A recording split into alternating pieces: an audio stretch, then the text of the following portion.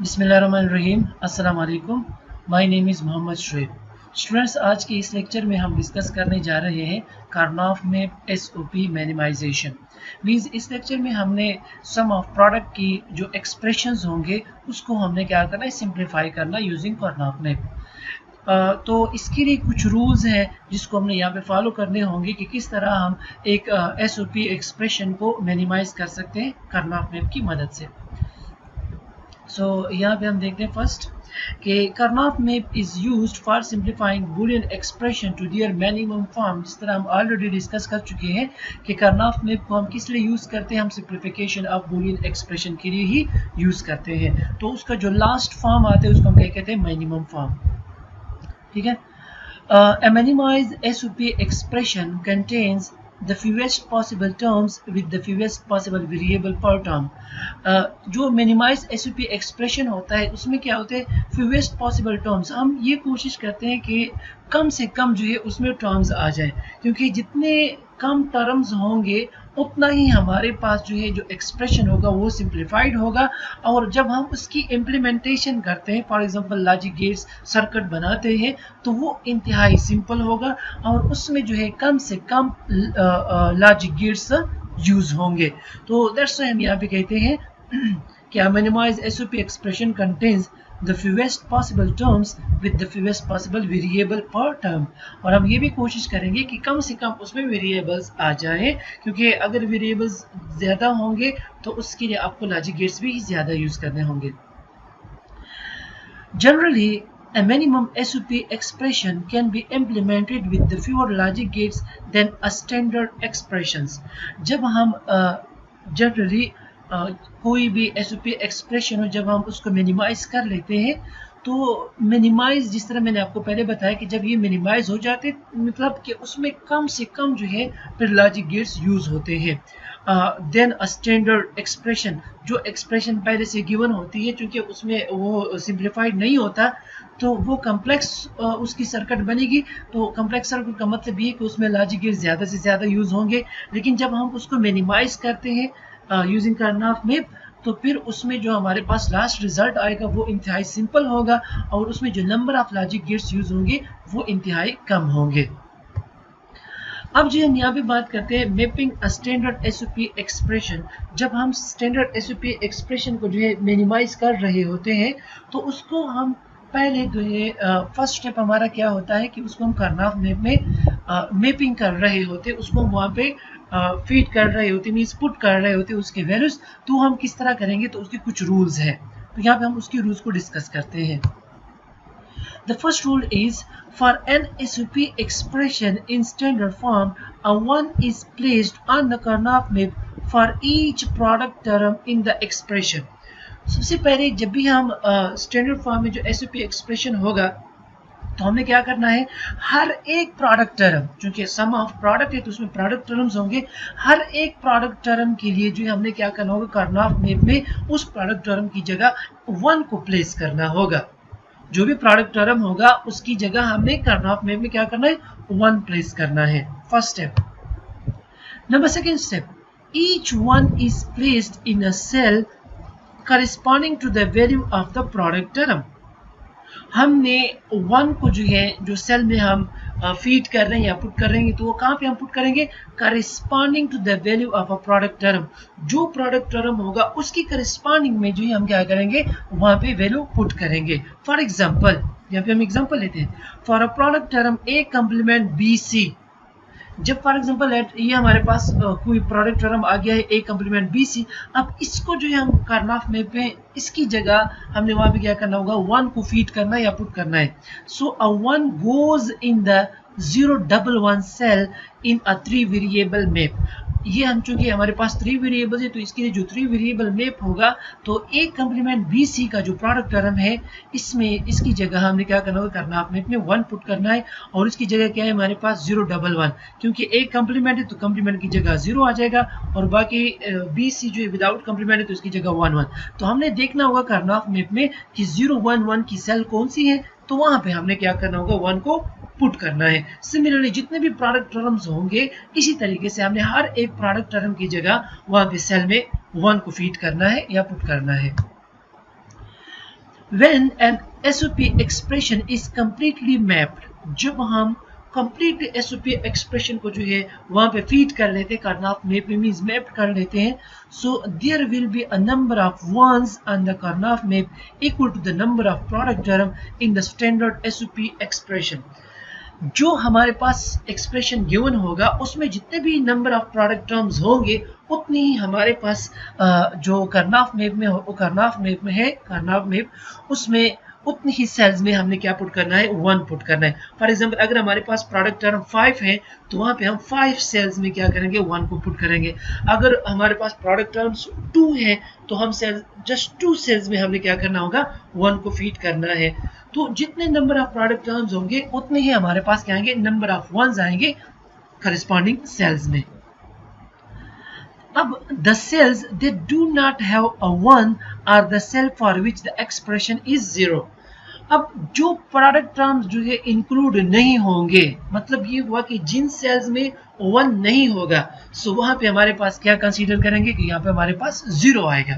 ठीक है, 0 का मतलब ये होगा कि इस सेल का हमारे पास एक्सप्रेशन में करस्पॉन्डिंग प्रोडक्ट टर्म मौजूद नहीं है। जो प्रोडक्ट टर्म अवेलेबल नहीं होगा तो उसकी जगह आप 0 भी पुट कर सकते हैं या उसको एम्प्टी भी क्या कर सकते हैं, आप छोड़ सकते हैं। तो एम्प्टी या 0 का मतलब ये होगा कि ये प्रोडक्ट टर्म जो है स्टैंडर्ड एक्सप्रेशन में, बूलियन एक्सप्रेशन में वो अवेलेबल नहीं है। अब यहाँ पे अगर हम देखें मैपिंग स्टैंडर्ड SOP, हमने क्या करना है, ये हमें एक स्टैंडर्ड SOP गिवन है, A complement BC, A complement B C complement plus AB C complement plus ABC। ये एक स्टैंडर्ड SOP एक्सप्रेशन है, इसको हमने यहाँ पे इसमें क्या करना है, मैप करना है। तो सबसे पहले हम देखेंगे कि क्या ये जो एक्सप्रेशन गिवन है ये स्टैंडर्ड है कि नहीं है। तो स्टैंडर्ड के लिए ज़रूरी है कि हमारे पास जो है क्या हो, जिस तरह ऑलरेडी हम प्रीवियस लेक्चर्स में भी डिस्कस कर चुके हैं, स्टैंडर्ड हमारे पास SOP एक्सप्रेशन क्या होगा। अगर आपको इसमें कंफ्यूजन है तो आप प्रीवियस लेक्चर्स दे सकते हैं, वहाँ पे हमने स्टैंडर्ड SOP के ऊपर लेक्चर्स किए डिटेल में, आप वहाँ से उसमें देख सकते हैं। तो अगर हम इस एक्सप्रेशन को देखें तो ये हमारे पास स्टैंडर्ड, क्योंकि इसमें तमाम वेरिएबल्स, तीनों वेरिएबल्स यहाँ पे भी है, तीनों वेरिएबल्स इस डोमेन में भी है, इस डोमेन में भी है और इस डोमेन में भी है। अब जो है हमने इसको यहाँ पे फीड करना है, इस जो कर्नॉफ मैप है इसमें हमने क्या करना है, फीड करना है। सो सबसे पहले अगर हम देखें A कॉम्प्लीमेंट BC, अगर आप इसके इक्विवेलेंट जो बाइनरी नंबर लिख लें, क्योंकि यहाँ पे बाइनरी नंबर में गिवन है तो हमारे लिए थोड़ा सा क्या हो जाएगा, इजी हो जाएगा। सो मैं यहाँ पे इसकी जो है करस्पॉन्डिंग बाइनरी नंबर लिखने की कोशिश करता हूँ। अच्छा स्टूडेंट्स, यहाँ पे मैंने इसकी इक्विवेलेंट बाइनरी नंबर लिख लिया। यहाँ पे A कॉम्प्लीमेंट है तो इसकी जगह हमारे पास आ गया 0, यहाँ पे B कॉम्प्लीमेंट है तो इसकी जगह 0, और जो विदाउट कॉम्प्लीमेंट है इसकी जगह 1। Similarly A complement B C complement की जगह 0 1 0 आ गया, A B C कॉम्प्लीमेंट की जगह आ जाएगा 1 1 0, और A B C की जगह हमारे पास आ गया 1 1 1। तो अब इन नंबर्स को जो है हमने क्या करना है, यहाँ पे इसका कर्नॉफ मैप में फीड करना है। तो फर्स्ट हमारे पास क्या है, 0 0 1। तो अब हम देखते हैं कि 0 0 1 कहाँ पे आता है। अब ये देखो ये 0 0 है और 1 हमारे पास ये है, तो इसकी करस्पॉन्डिंग सेल जो होगी ये होगी, तो यहाँ पे हम क्या करते हैं, 1 को फीड कर लेते हैं। सेकेंड हमारे पास क्या है, 0 1 0। अब देखते हैं हमारे पास 0 1, तो 0 1 ये है और 0 हमारे पास फर्स्ट कॉलम है, तो हम यहाँ पे जो है 1 को क्या कर लेते हैं, फीड कर लेते हैं। सिमिलरली नेक्स्ट वन क्या है हमारे पास, 1 1 0। तो 1 1 0 अगर हम यहाँ पे देखें तो 2 1 यहाँ पे, सॉरी 1 1 0, तो 1 1 यहाँ पे और 0 ये है, तो हमारे पास ये वाला सेल आ जाएगा, यहाँ पे हम 1 को पुट कर लेते हैं। सिमिलरली फिर हमारे पास है 1 1 1। तो अब हम देखते हैं 1 1 क्या है, कहाँ पे, 2 1 ये हो गया और 1 1 ये, तो यहाँ पे हम क्या कर लेते हैं, इसको फीड कर लेते हैं। तो इस तरीके से जो है जब भी आपको कोई एक्सप्रेशन गिवन होगी तो उसको आप क्या करेंगे, कर्नॉफ मैप में फीड करेंगे। सो अगर हम देखें यहाँ पे हमारे पास नंबर ऑफ प्रोडक्ट टर्म्स कितने हैं, 4 है, 1 2 3 एंड 4। और अगर हम यहाँ पे देखें हमने कितने सेल में 1 को फीड किया हुआ है, 1 2 3 एंड 4। तो जितने नंबर ऑफ प्रोडक्ट टर्म्स होंगे उतने ही हम यहाँ पे जो है सेल में 1 को फीड करेंगे। अब जो एम्प्टी रह गए इसकी जगह आप 0 भी लिख सकते हैं, यहाँ पे आप 0 0 भी लिख सकते हैं, या आप इसको एम्प्टी भी छोड़ सकते हैं। तो इस एम्प्टी सेल्स का मतलब ये है कि इसके करस्पॉन्डिंग जो प्रोडक्ट टर्म्स है वो एक्सप्रेशन में गिवन नहीं है। तो होपफुली स्टूडेंट्स आपको इसकी समझ आ चुकी होगी कि किस तरह हम किसी भी एक स्टैंडर्ड SOP एक्सप्रेशन को उसकी करस्पॉन्डिंग या उसकी जो नंबर्स है उसको हम किस तरह कर्नॉफ मैप में फीड कर सकते हैं। अब यहाँ पे एक नेक्स्ट एग्जांपल है कि इफ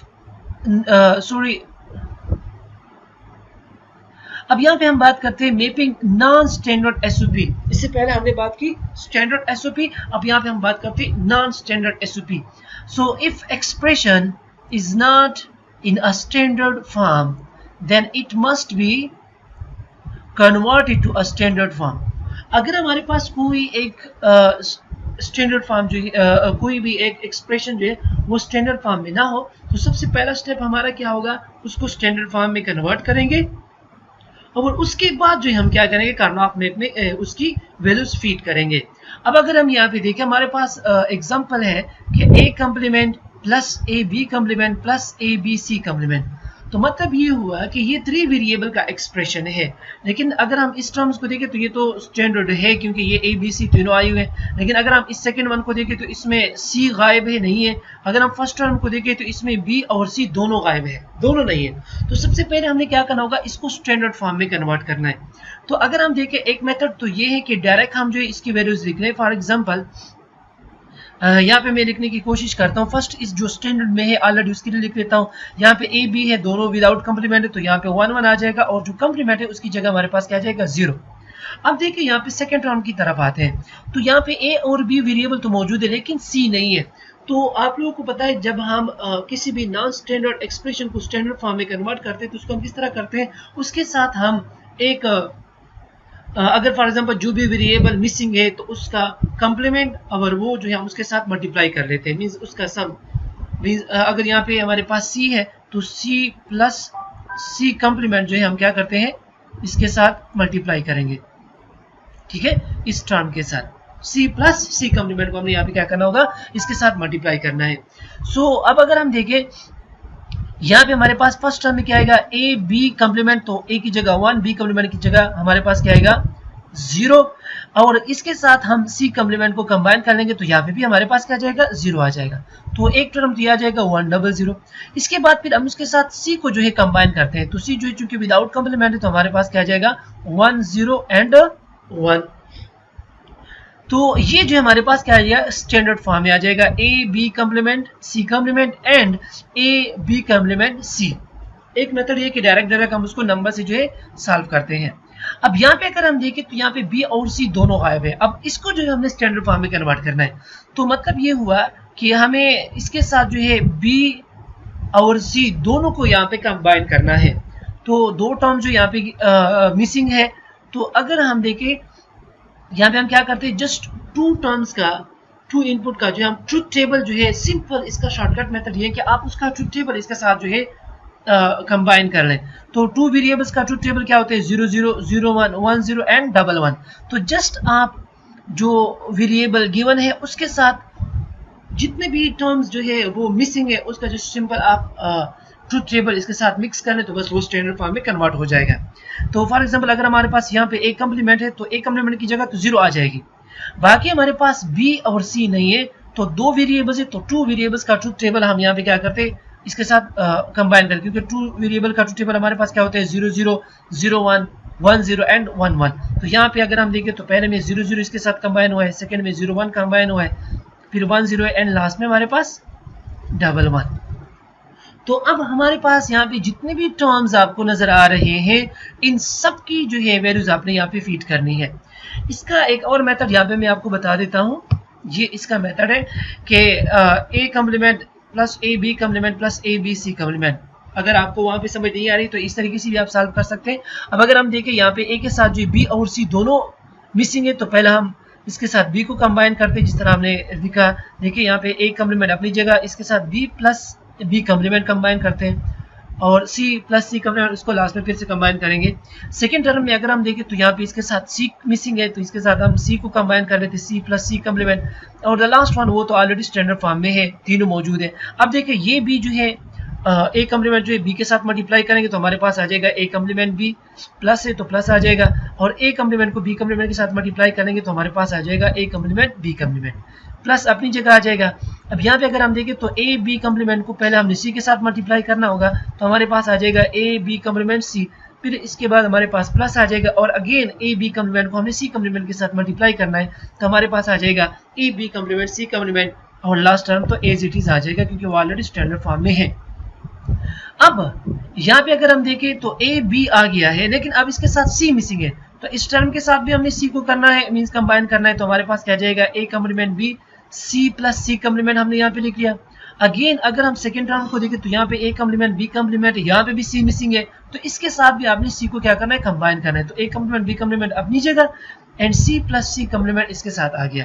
बाकी जो 3 टर्म्स है वो तो ऑलरेडी स्टैंडर्ड फॉर्म में आ गए, तो वो एज इट इज आ जाएंगे।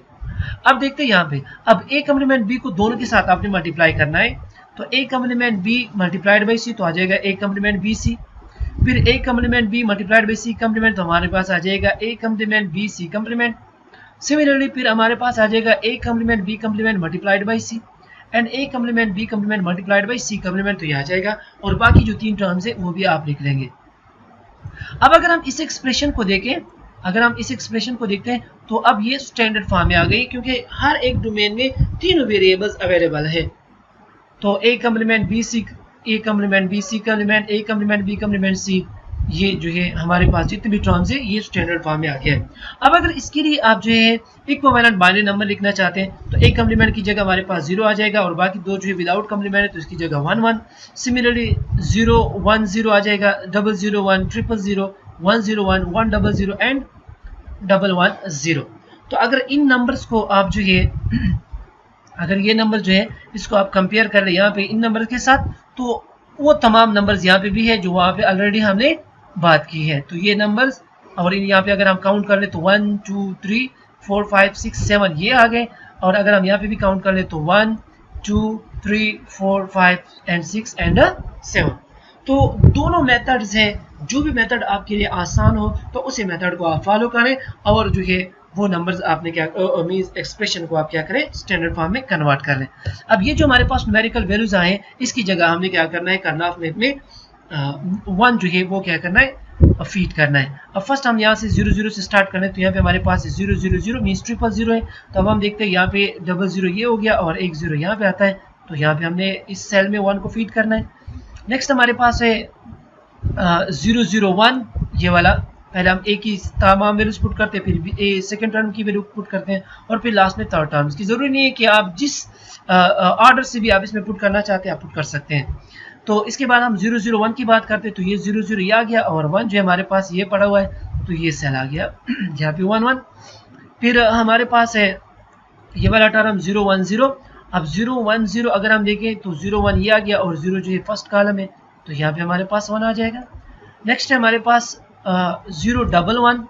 तो 0 1 1 को अगर हम देखें तो 0 1 ये है और 1 ऊपर ये, तो यहाँ पे हमारे पास 0 1 1 आ जाएगा। फिर जो हम यहाँ पे आते हैं तो 1 0 0। अब 1 0 0 आते हैं तो ये 1 0 तो ये हो गया, और 0 फर्स्ट कॉलम, तो हमारे पास यहाँ पे फीड हो जाएगा। फिर हमारे पास है 1 0 1। तो 1 0 1 जो है 1 0 1 की अगर हम बात करें तो 1 0 ये है और 1 ऊपर कॉलम है, तो ये हो जाएगा 1 0 1 के लिए। नेक्स्ट हमारे पास है 1 1 0। तो 1 1 ये है और 0 हमारे पास फर्स्ट कॉलम है, तो ये नंबर जो हमारे पास क्या हो जाएगा, यहाँ पर 1 फीड हो जाएगा। अब अगर हम इन वंस को काउंट कर लें तो हमारे पास टोटल जो है वो 7 वंस है। और अगर जो है हम यहाँ पे जो हमने स्टैंडर्ड फॉर्म बनाया हुआ है, ये जो आपको नजर आ रहा है ये वाली, अगर हम इसमें देखें तो हमारे पास total number of product terms है वो कितने, वो भी 7 है। तो जिस तरह हमने पहले डिस्कस किया कि जितने नंबर ऑफ जितने नंबर ऑफ प्रोडक्ट टर्म्स होंगे उतनी नंबर ऑफ वंस जो है हम क्या करेंगे, कार्नोफ मैप में फीड करेंगे। तो इस तरीके से जो हम क्या कर सकते हैं, किसी भी नॉन स्टैंडर्ड एसओपी की जो है मैपिंग कर सकते हैं। तो इसमें फर्स्ट स्टेप क्या होगा, आपने नॉन स्टैंडर्ड एसओपी को पहले स्टैंडर्ड एसओपी में कन्वर्ट करनी होगी, उसके बाद फिर आप जो है हर एक प्रोडक्ट टर्म की जगह आपने कार्नोफ मैप में 1 को फीड करना होगा। तो इस तरीके से हम क्या कर सकते हैं, मींस किसी भी नॉन स्टैंडर्ड फॉर्म को स्टैंडर्ड फॉर्म में कन्वर्ट कर सकते हैं। आज के लिए इतना ही काफ़ी है स्टूडेंट्स। इस लेक्चर में हमने डिस्कस किया कि किस तरह एक स्टैंडर्ड एसओपी एक्सप्रेशन को हम मैपिंग कर सकते हैं और नॉन स्टैंडर्ड एसओपी एक्सप्रेशन को किस तरह हम मैपिंग कर सकते हैं। इंशाल्लाह नेक्स्ट लेक्चर में जो हम क्या करेंगे, इसकी सिंप्लीफिकेशन करेंगे, ग्रुप बनाएंगे, और उसकी ग्रुपिंग बनाने के बाद जो हम उसको क्या करेंगे, किस तरह सिंप्लीफाई कर सकते हैं, वो हम सीखने की कोशिश करेंगे। होपफुली स्टूडेंट्स आज का लेक्चर आपको समझ आ चुका होगा। Thank you so much.